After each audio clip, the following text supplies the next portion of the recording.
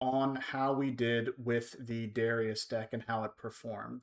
So if you want to take a look at our record listed down there, we finished out 2 wins and 3 losses. And let's talk about how the games went.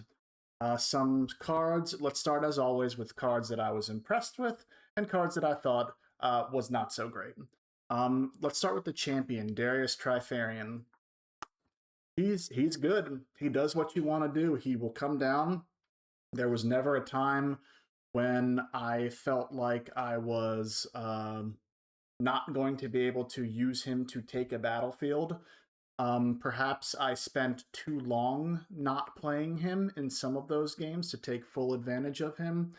The problem to me with Darius is that without the defensive ability to protect him, he definitely takes the battlefield. No problems there.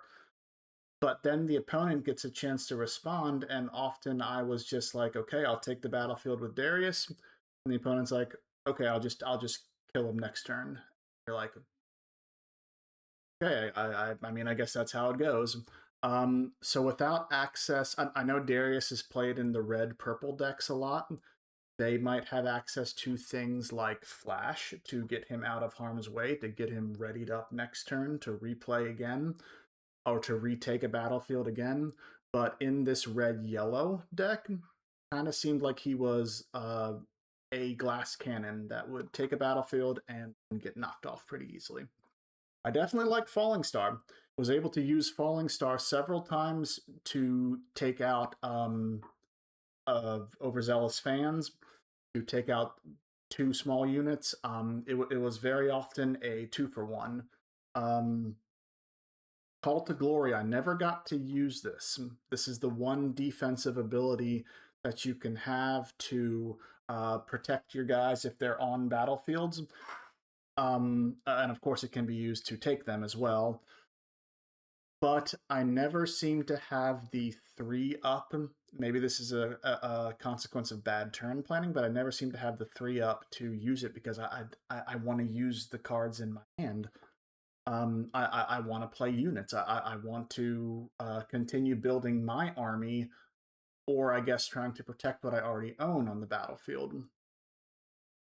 Noxus Hopeful, fantastic. Fantastic value card. There's a reason why all the red decks that want to play aggro games play 3 of them. It was great. This card here might be my MVP of the Darius deck, Rally the Troops. There were a lot of times, sometimes multiple times per game, where I'm able to combo Rally of the Troops into Vanguard Captain. And Rally the Troops into Vanguard Captain means instead of 5 power, you get 1, 2, 3, 4, 5, 6, 7, 8. You get 8 power with 1 card added to the battlefield. Really, really nice. So that card really overperformed, plus you get a draw 1 at the end of it. Vanguard Captain itself, I have mixed feelings about this one. I love that I can get 3 bodies for 1 card. Some of them come in, most of them come in buffed, or all of them come in buffed after a card like Rally the Troops. I don't like the tempo loss that you get by having to recycle a yellow power. That came in, I feel like that bit me a lot when I'm trying to plan out these later terms with these expensive spells. So kind of mixed feelings on that one. The Blighted Battle Axe, great addition to an aggro deck.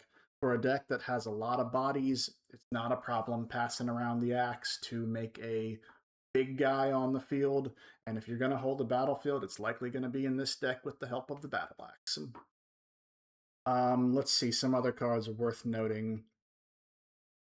Kaisa and Rek'Sai. I definitely see why Asip Tofu in their video talked about Kaisa being kind of just a card. It's great that it can draw. It's great that it can come in ready sometimes, but this card doesn't really progress the game plan of I don't know, being particularly aggressive or what. So I see what they were saying with that.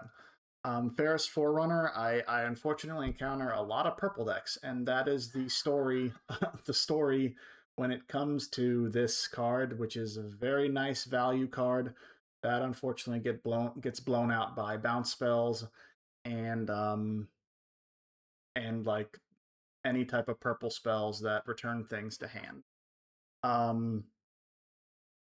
Monastery of Hirana, it's unfortunate that Arena's Greatest got banned because that was the play choice for this and many other aggro decks. So I felt like I was playing with 2 battlefields every game as opposed to a full complement of 3 that I can really take advantage of. So I'd be anxious to see what the Darius players come up to replace Arena's Greatest with. Sideboard felt fine. Unfortunately, I didn't encounter very many gear decks, but I would never cut a salvage from a yellow sideboard. Forerunners and Ashes are needed for when you're not encountering purple or for when you're encountering things like Aurora. Falling Star and Vengeance, good spells. Vengeance is needed against Diana if you want to have a prayer, because you got to take out Hui somehow. So generalized thought. Well, let's go over the games we had first. Our first game, we beat Kaisa. I feel like that was a good matchup for us. They have to spend cards to kill our dudes in removal spells. We just keep playing dudes, and we keep taking battlefields and getting points and progressing us towards the win. So maybe the Kaisa matchup against something like a deck that can play a lot of cards like Darius, not so great for them. We lost to Set because Set goes bigger, and there's not much I felt like I could have done about it. He takes battlefields and he holds battlefields better. Lost to Diana. Hui just goes crazy. If you do not have that one of Vengeance, Hui's just going to take over the game. That's the story of the game with Diana. If you don't answer Hui, it's going to take you out. We did beat Vex in the 4th round. Happy with how the deck performed against a Vex player that was playing a lot of hidden cards. Tricky matchup because you never tell what they're doing, but aggro ended up pushing out and winning there. And then we lost to Annie in the last one, and he's just a better version of this archetype, and that is kind of what I want my concluding overall thought to be with Darius here. Darius is an aggro deck. However, if you want to play an aggro deck, ask yourself, why am I choosing Darius when something like Annie, when something like, even in these color pairs, Rek'Sai exists that draws cards much better than Darius does? Why would you choose to play Darius when other better versions of this exist? So overall, would I recommend Darius for someone to invest time, money, energy, building, and learning? Not really. It is able to get wins. It's able to do well, but there's other things that do its job better than. So I would say focus, aggro players out there, focus your attention somewhere else instead of the Hand of Noxus Darius. The fun deck, don't get me wrong, it is fun playing out Noxus Hopefuls and playing Blighted Falling Stars and Blighted Battle Axes and Darius himself. You can do all that in a different red-based aggro deck. Yeah, kind of my thoughts on it. If anybody has differing opinions, differing info they want to share about Darius, feel free to put that in the comments. Please make sure if you like the video, give it a like, give it a follow, give my channel a follow. It really helps things out. And thank you as always for stopping by, and I will see everyone in the next video we do, which I believe will be Diana. So that is very exciting for me to actually play with Stella Corn on steroids, Mr. Hui himself, in our next videos. So see everyone in the next video.